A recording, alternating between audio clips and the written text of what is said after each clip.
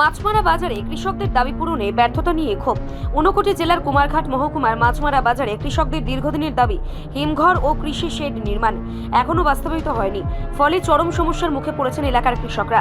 অভিযোগ উঠছে নির্বাচনের আগে পেচারতল কেন্দ্রের বিধায়িকা তথা মন্ত্রী শান্তনা চাকমা এবং পাবিয়াছড়া কেন্দ্রের বিধায়ক ভগবান চন্দ্র দাস এই প্রকল্পগুলির দ্রুত বাস্তবায়নে আশ্বাস দিয়েছেন, কিন্তু সেই প্রতিশ্রুতি আজও পূরণ হয়নি বলেই দাবি স্থানীয়দের।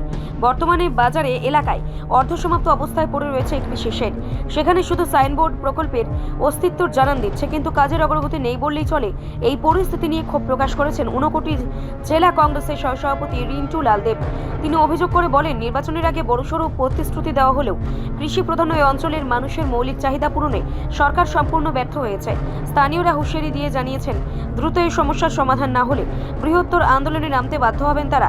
কৃষকদের দাবি পূরণে প্রশাসন উদ্যোগ না থাকায় এলাকায় ক্ষোভ ক্রমশ বাড়ছে। কৃষকদের কৃষি প্রধান এলাকা এটা মাছমারা, এবং এটা বহু বছর ধরে এখানে কৃষকদের অনেক দাবি দেওয়া আছে। তার মধ্যে একটা প্রধান দাবি এই এলাকায় একটা হিমঘর স্থাপনের, কোল্ড স্টোর স্থাপনের, যাতে কৃষকদের সবজি সতেজ থাকে সেই কোল্ড স্টোরে।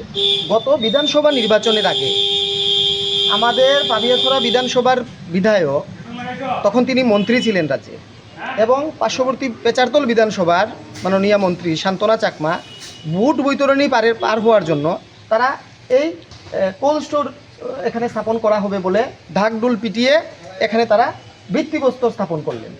এই যে ডেট আছে 17 জানুয়ারি 2023, বিধানসভা নির্বাচনের কয়েকদিন আগে, 23-এর বিধানসভা নির্বাচনের আগে।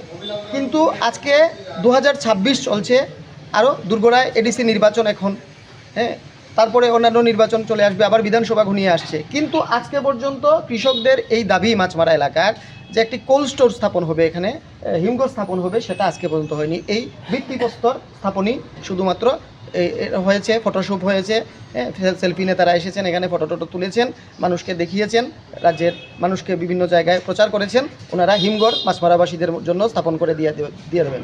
কিন্তু রিপোর্ট সংবাদ প্রতীক্ষা।